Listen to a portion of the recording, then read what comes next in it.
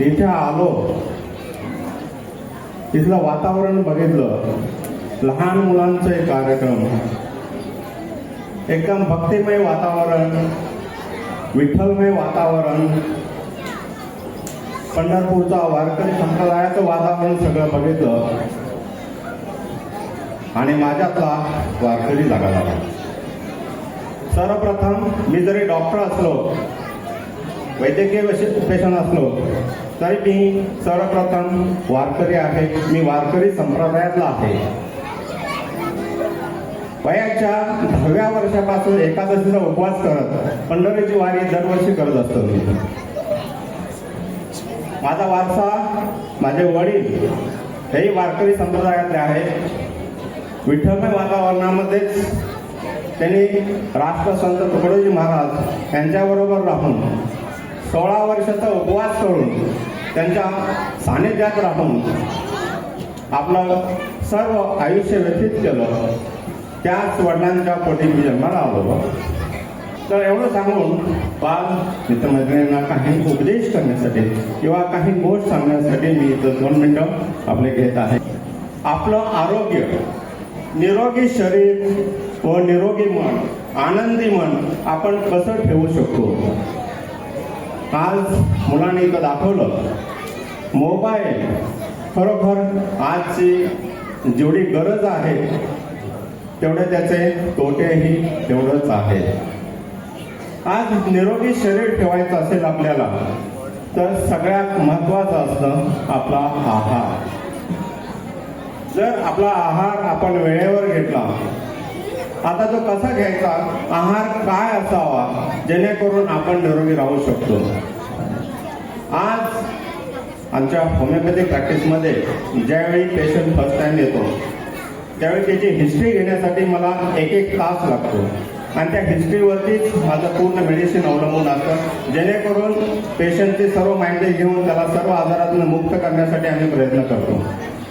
तर हे प्रयत्न करत असताना ज्यावेळी हिस्ट्री घेतली जाते त्यावेळी हिस्ट्री लहान मुलाची असो नाही तर मोठ्याची असो, त्यावेळी प्रत्येकाला विचारल्यानंतर प्रश्नामध्ये जाणवतं 95% ही लोक, मुलं, मोठी माणसं असू द्या, ती मोबाईल जवळ मोबाईल बघत जेवतात, टीव्ही चालू ठेवून टीव्हीच्या समोर बसून जेवतात. हे कितपत योग्य आहे. आज सायंटिफिकली विचार केला, आपल्या पूर्वजांनी म्हटलेलं आहे बघा, अन्न हे पूर्ण ब्रह्म. का म्हटलंय, त्याला काहीतरी शास्त्रीय आधार आहे, सायंटिफिक कारण आहे. कारण अन्न हे आपल्या शरीराचं संपूर्ण संरक्षण करतं, आपल्याला रोग प्रतिकार शक्ती देते आणि त्यातूनच आपली मुलं ही सदृढ होतात. जर हे अन्न खातानाच आम्ही टीव्ही समोर बसून जर खाल्लं, जर मोबाईल बघत खाल्लं, तर आपलं अन्न हे खाल्लेलं अन्न पचत नाही. कारण आपलं लक्ष नसतं जेवणाकडे, खाण्याकडे लक्ष नसतं. आपण काय खातो हे माहीत नाही, आपलं लक्ष तिकडे आम्ही कोणाला असतो. आज लहान मुलांची जर व्यवस्था बघितली, आई सुद्धा मुलाला टीव्ही दाखवते, मुलाच्या हातात मोबाईल देते आणि भरवत असते. ते कितपत योग्य आहे. त्या मुलाला भूक किती आहे, खरोखर त्याला भूक लागली आहे का, हे जर बघितलं हे पूर्ण म्हणजे ह्या मोबाईलमुळं आपली ही लाईफस्टाईल पूर्ण बिघडलेली आहे. आणि आजपर्यंतच्या इतिहासामध्ये कधीही नव्हतं असं लाईफस्टाईल डिसीज नावाचा वेगळ्या डिसीजची प्रथा सुरू झालेली आहे. की आजपर्यंत आम्ही ज्यावेळी शिक्षण घेत होतो त्यावेळेला आम्हाला लाईफस्टाईल डिसीज काय आहे हे माहिती नव्हतं, पण आता कळाले की लाईफस्टाईल डिसीज नावाचे वेगळे आजार यायला लागले आणि हे आताच्या युवा पिढीमध्ये भयानक स्वरूप आहे त्याचं. आज दुबईमध्ये ज्यावेळी मी प्रेझेंटेशनला गेलो होतो, ब्रेन ट्युमरवरती मी प्रेझेंटेशन दिलं, त्याच्या अगोदर आम्हाला सांगितलेलं होतं की लाईफस्टाईल डिसीजवरती व्याख्यान द्या तुम्ही. लाईफस्टाईल डिसीजवर, अरे बाबा म्हटलं लाईफस्टाईल डिसीजवरती व्याख्यान द्या. मग त्यावेळी ब्रेन ट्युमरबरोबर मी PCOD वरती पण तिथे व्याख्यान दिलं होतं. PCOD हा तरुण मुलींमध्ये निर्माण होणारा पाळीचा आजार आहे. हा लाईफस्टाईल डिसीजमध्ये मोडला जातो. त्यामुळे कुठलाही आजार बरा करायचा असेल तर औषधाबरोबर आपली लाईफस्टाईल चेंज करणं हेही तेवढंच महत्वाचं आहे, तरच तो आजार पूर्णपणे बरा केला जाऊ शकतो. मग आहार घेताना आपण टीव्ही बघितला, मोबाईल बघितला तर काय होऊ शकतं. बघा, एखादी गोष्ट आपल्याला आवडली तर तोंडामध्ये आपल्याला लाळ तयार होते, पाणी सुटतं की आपण ते खावं अशी इच्छा होते. पण ज्यावेळी आपलं लक्ष टीव्हीकडे असेल, मोबाईलला असेल, तर ते लाळ तोंडात तयार होईल का? ही सलायवा तोंडात तयार होईल का? सलायवा लाळ ही सर्वात महत्वाचं डायजेस्टिव्ह एन्झाईम आहे. ते जर आपलं तयार नाही झालं तर आपलं खाल्लेलं अन्न पचन होत नाही. 50% पचन करायचं काम हे सलायवा करते. बाकीचं आलेत काम डायजेस्टिव्ह एन्झाईम जे असतात त्या लिव्हरमधून येतात, पॅन्क्रियासमधून येतात, त्यातून आपली पचनक्रिया सुधारते. पण जे सलायवाचं काम आहे ते 50% क्लिअर न झाल्यामुळं 50% अन्न आपलं शरीरातल्या शरीरात कुजलं जातं आणि त्याच्यातून मिळणारे जे व्हिटॅमिन्स आहेत, प्रथिन सगळे जे आहेत ते आपल्याला मिळत नाही आणि त्याच्यामुळं आपली रोगप्रतिकार शक्तीही वाढत नाही आणि त्याच्यामुळं प्रॉब्लेम काय होतात? कॉन्स्टिपेशन, गॅसेस, ऍसिडिटी, झोप न लागणे, ते सगळं आपल्या मोबाईल, टीव्ही ह्याचा परिणाम आहे. तेव्हा माझी सगळ्यांना विनंती आहे की जेवताना 15-20 मिनिटं जे काय लागतात तेवढा वेळ आपण शांत चित्तानं जेवावं. पूर्वी बघा जेवताना, आणि मी सांगेल तुम्हाला, जेवताना पूर्वीचे लोक ताटावरती पाणी फिरवत होते, मनाचे श्लोक म्हणायचे. असं का म्हणत होते? कारण जेवणाप्रती आपली एकाग्रता निर्माण व्हावी आणि खाल्लेलं अन्न शांतपणे आपण जेवावं, जेणेकरून त्यातलं जे काय आहे, जे सत्व जे आहेत ते आपल्याला मिळाले. हा झाला दुसरा. आता दुसरी गोष्ट, आपल्याला झोप किती पाहिजे? मॅक्झिमम आज बघितलं जातं सिस्टीममध्ये आम्हाला मिळतं, मुलं 1-1 वाजेपर्यंत, 2-2 वाजेपर्यंत मोबाईलवरती चॅटिंग चालू असते, मोबाईलवरती गेम खेळणं चालू असते. ते कितपत योग्य आहे? जर आपल्याला निरोगी राहायचं असेल तर कमीत कमी 7 तासाची झोप ही आवश्यक आहे. ही जर झोप प्रॉपर नाही झाली तर तुमची रोगप्रतिकारशक्ती टिकणार नाही, तुमचा स्टॅमिना टिकणार नाही. आयुष्यामध्ये जर यशस्वी व्हायचं असेल तर आपल्याला शांत झोप राहणं गरजेचं आहे. आपल्या मेंदूला तेवढी विश्रांती मिळणं गरजेचं आहे. ते जर मिळालं तर आपण मुलांना जे शिकवतो, ते मुलं जे काय रीड करतात, अभ्यास करतात, ते स्मरणशक्तीमध्ये आहे असं तुमच्या फिट राहिलं जातं.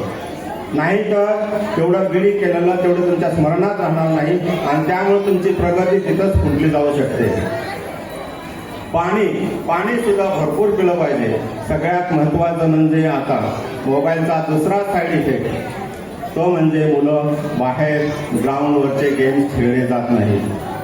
शाळा सुटली की मुलं मोबाईलमध्ये घेतात आणि घरामध्ये बसून सगळ्या गेम बघत असतात. एक्सरसाइज कसा होणार? ह्या मुलांना आता जर एक्सरसाइज नाही मिळाला तर भविष्यामध्ये आपली पिढी कशी तयार होणार? ज्यावेळी आम्ही शाळेत शिकत होतो त्यावेळी हे मोबाईल टीव्ही काही नव्हते. शाळा सुटली की जे काय स्टडी करायचं आणि ग्राउंडवरचे गेम खेळायला आम्ही जात होतो. म्हणजे गेम कुठलेही असू दे, विटी दांडू असो, शाळेतले काही असो, कबड्डी असो, खो खो असो किंवा आणि काही असो, पण आज ते खेळ खेळले जात नाही. तर मुलांना ही विनंती आहे. दुसरी गोष्ट, वेळेचं महत्त्व. आपली वेळ ही खूप मौल्यवान आहे. आज मी माझ्या क्लिनिकमध्ये जरी असेल, माझं टायमिंग सकाळी 10 ते दुपारी 1:30 आहे. त्याच्या 10 मिनिटं अगोदरच मी क्लिनिकमध्ये असतो. कारण मलाही काही अधिकार नाही की माझ्या पेशंटचा वेळ वाया घालवण्याचा मला काही अधिकार नाही. माझा जेवढा वेळ महत्त्वाचा आहे तसाच त्या पेशंटचाही वेळ तेवढाच महत्त्वाचा आहे. बरेच विद्यार्थी वेळेवर हजर राहतात. आम्हाला त्यावेळी स्कूलमध्ये आम्ही 6 किलोमीटर चालत जायचो, 6 किलोमीटर चालत यायचो. त्यावेळी स्कूलमध्ये आम्हाला 10 मिनिटं जर उभा लेट झाले तर आमचे धरून अर्धा तास उभे करायचे. ही त्यावेळी शिक्षा असायची. पण आताच्या मुलांना शिक्षा केली तर त्यांच्या पालकांना ते खपत नाही. पण शिक्षा ही पाहिजे, त्याशिवाय आदर्श मुलं घडत नाही. आणि आज आदर्श मुलं घडवायचे असतील तर ह्या सगळ्या गोष्टींचं महत्त्व म्हणजे आपलं आरोग्य व्यवस्थित ठेवलं पाहिजे, आपलं मन सुंदर निरोगी ठेवलं पाहिजे. तर आजची ही युवा पिढी व्यवस्थित सक्सेस होऊ शकते. वेळेचं भान ठेवून वेळेचा जो वापर व्यवस्थित केला आज तर आपण सर्व यशस्वी. जे मुलं व्यवस्थित वेळेचं नियोजन करतात ते आयुष्यामध्ये भरपूर सक्सेस होतात आणि आपलं आयुष्य आनंदाने जगू शकतात. तुम्ही सगळेजणांनी पालक म्हणून विद्यार्थी आपले बालक साधारण 3.5 वर्षाच्या झाले गेले ह्या शाळेत मोठ्या विश्वासानं आणि खात्रीनं त्याचे उर्वरित जीवन घडचे म्हणून ह्या शाळेत घालतात आणि त्या तुमच्या विश्वासात खंय चढ वचचो ना हाची काळजी घेत आमचे अध्यापक वर्ग अध्यापिका कार्यरत असतात. तुमचे सुझाव येतात केन्ना केन्ना ते सुझाव परिपूर्ण जातात ह्याची काळजी घेता आम्ही. पालकांचे पार्टिसिपेशन ह्या स्तराचे खूप मोठ्या प्रमाणात मेळटा म्हणून असे यशस्वी कार्यक्रमाचे आयोजन जाऊ शकता. विद्यार्थ्याक शाळेत दिलो शाळेकडे सुपूर्द केला म्हणजे काम सोंपले अशें ना. तर शाळेत कितें चल्ला त्याचो कशा प्रकारचो अभ्यास आसता तो घेवपाचें काम घरा कडेन पालक करतात आणि म्हणून शिक्षका बरोबर पालकय वावरतात आणि त्याच्यामुळे SCRT सारखे जो शैक्षणिक संस्था राज्य स्तरावयले आसात शैक्षणिक क्षेत्रात मार्गदर्शन करणारे आसात तांणी आयोजित केल्ली दर वर्साची जी प्रतिश्ठेची परीक्षा प्राथमिक स्तरावयल्या भुरग्यांक टेस्ट करपाची परीक्षा ही दर वर्सा जाता. आमचे शिक्षक वावुरतात तिका सगळ्यो प्राथमिक शाळा भितर पार्टिसिपेट जातात. सगळ्या हायस्कूलचे प्राथमिक शाळा असतात त्यो पार्टिसिपेट जातात. तालुक्यात साधारण 15 बक्षिसां असतात. बदल उल्लेख केला जातो आमच्या एका शाळेत तालुक्यातली अर्धी बक्षिसां घेतलेली आसात. 7 जण आमचे विजेते आसात. त्यांची पर्सेंटेज सांगली म्हणजे भुरग्यांची झलक भुरग्यांचो विकास भुरग्यांचे फाउंडेशन कशें पडलेलें आसा कितले घटमूट जाता हाचो एक अंदाज तातूंतसून येता. डॉक्टरांनी आरोग्य विशयक बरे काही क्ल्यूज दिल्ले आसा. हांव ते रिपीट करिना. खूप महत्वाच्या गोष्टी ताणें सांगलेले आसात ते सगळे लक्षांत दवरच्यो. आमचो पयलोच जो आयटम जालो तो मोबायला संदर्भांतलो आसलो. भुरग्यांनी बरो मोबायल कसो आतां आमकां जिवनाचोच अविभाज्य घटक जाल्लो आसा हे नृत्यातसून दाखयले. तो अविभाज्य घटक जाल्लो आसा ही जरी गजाल खरी आसली तरी मोबायल हो आमच्या माथ्यार बसपाक जायना. मोबायल हो आमचें जीवन डॉमिनेट करून चलचें ना. तेणे आमकां कंट्रोल करून चलना आमी तेचेर कंट्रोल दवरूंक जाय. आणि म्हणून आमचे शिक्षक वर्ग सकाळी येतकीर ऑफिसात जी रुटीन सिग्नेचर मारप आसता ती मारली की मोबायल आपल्या पर्सींतलो किंवा पॉकेटांतलो काडून ऑफिसात सरेंडर करतात आणि खंयच आपल्या शिकवण्यात मोबायलाचो अडचण येवचो ना आपण विचलित जावचो ना हेची काळजी घेतात. हेच्या खातीर कायदो ना पूण शिक्षकांनी हेडमास्टर हेडमिस्ट्रेस अशांनी हे स्वता वरसूनच एक आदर्श दवरलेलो आसा. आमचे कडेन समोर ऑफिसात पॅकेट्स आसात असे हँगिंग पॅकेट्स. प्रत्येक जण आपापलो मोबायल थंय सरेंडर करतात. म्हणजे आमी आमच्या ड्युटीक कितले तत्पर आसात आणि प्रामाणीक आसात हे आमचे शिक्षक आपल्या आचरणांतसून दाखयतात.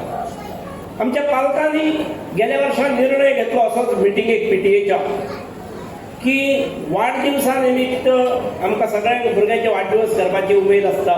शिक्षकय भुरग्यांचे करतात आणि त्यामुळे चॉकलेटी बी बापूय आवय बापूय भरपूर धाडटात भुरग्यांक दिवपा खातीर. बरोबरच्या भुरग्यांक आपल्या पुताचो किंवा धुवेचो बरो वाडदिवस गडगंज साजरो करपा खातीर दिवपाची एक पद्दत आसली. गेल्या वर्षांच्यान पालकांनी आणि शिक्षकांनीच ठरयले की ही प्रथा आम्ही थोडी बदलूया. चॉकलेटीचेर आणि केकाचेर खर्च करच्या ऐवजी काही रक्कम शाळेकडे सुपूर्द करूया. चॉकलेटीचेर खर्च जाणारे 5,000, 4,000, 3,000 हे शाळेत जमा करप आणि विद्यार्थ्यां खातीरच आवश्यक असणारी उपकरणां घेवप. गेल्या वर्सा जमा जाल्ल्या रकमेतले सगळे कंपल्सरी नासले, पूण ज्यांनी दिले ताच्या रकमेतले 35 का 36 हजारांचो लॅपटॉप शाळेक घेतलो, प्रायमरीक घेतलो. लॅपटॉप घेतल्यामुळे त्याचा योग्य उपयोग जावंक जाय म्हणून शाळेत स्क्रीन आणि ओव्हरहेड प्रोजेक्टर एका क्लासान बसयलो आणि दर शनिवारचे first period, second period, third period, 7व्या 8व्या पिरियडा पर्यंत टाइम टेबलच अशें केला की दर शनिवारचे ते व्हॅल्यू बेस्ड एज्युकेशन, संस्कार दाखयणारे, संस्कार शिकयणाऱ्यो गोष्टी त्या लॅपटॉपा वयल्यान, स्क्रिना वयल्यान प्रत्येक भुरग्याक दाखयले वता. म्हाका दिसता पालकांचे पार्टिसिपेशन असल्यामुळे ह्यो आमी गोष्टी आनी फुडें नेटान व्हरूंक शकतात.